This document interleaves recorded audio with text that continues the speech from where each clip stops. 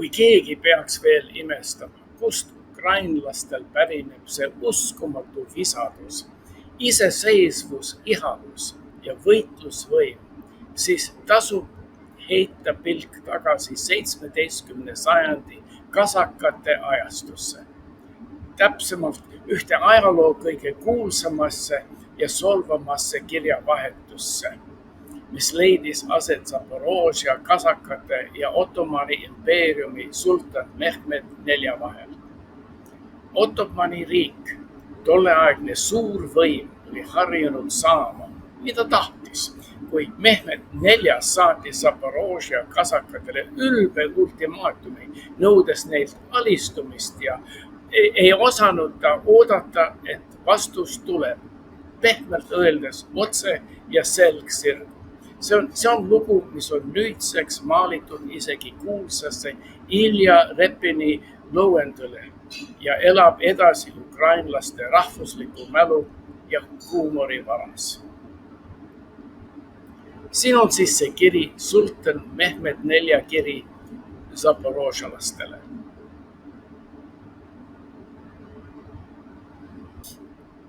Mina, Muhammedi poeg, päikese ja kuu vend, Jumala pojapoeg ja asevalitseja, Makedoonia, Babylonia, Jeruusalemma ülem ja Alam-Egiptuse kuningriikide valitseja, keisrite keiser, valitsejate valitseja, imeline ja võitmatu rüütel, Jeesuse haua vankumatu kaitsja, Jumala poolt ise valitud hooldaja, moslemite lootus ja trõõst sõna, kristlaste nuhtlus ja suur kaitsekilp.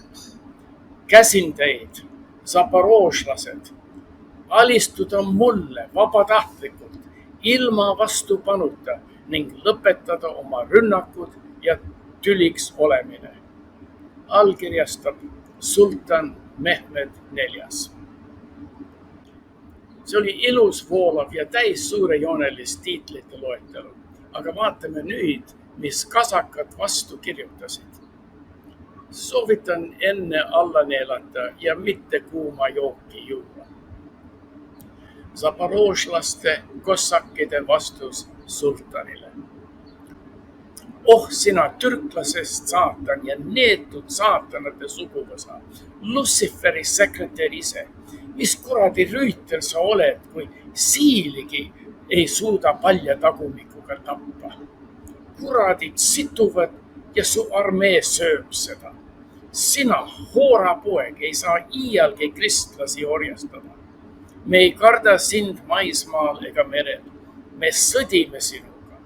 Sinu ema, sa babüloonlaste köögikoristaja, makedoonlane ratassäpp, Jeruusalemma õllemeister, Aleksandria kits, Egiptuse seakarjus, Armeenia siga, varas ja hoorapoisike Tatarimaalt, Kamjatskeni timukas ja maailma narr, Jumala ees täielik idioot. Sa oled ussipoeg ja valu meie nokus.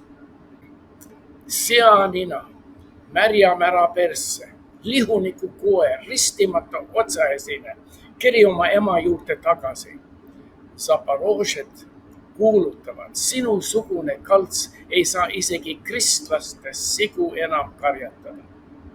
Sellega lõpetame.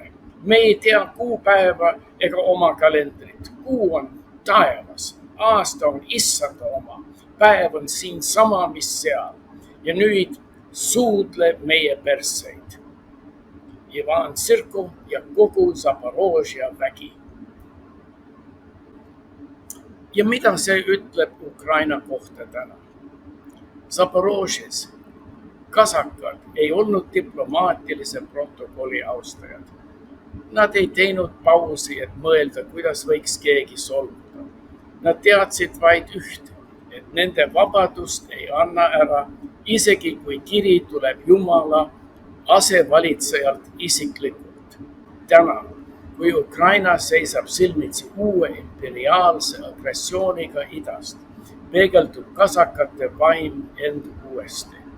Sama otsusekindlus, sama teravmeelsus, sama vastumeelsus kummardada türannide ees. Sest nagu kasakadki 350 aastat tagasi, ütlevad paljud ukrainlased tänagi. Kui sa tuled meile ülbitsema, siis ole valmis saama vastuse, mis paneb su kõrvad punetama.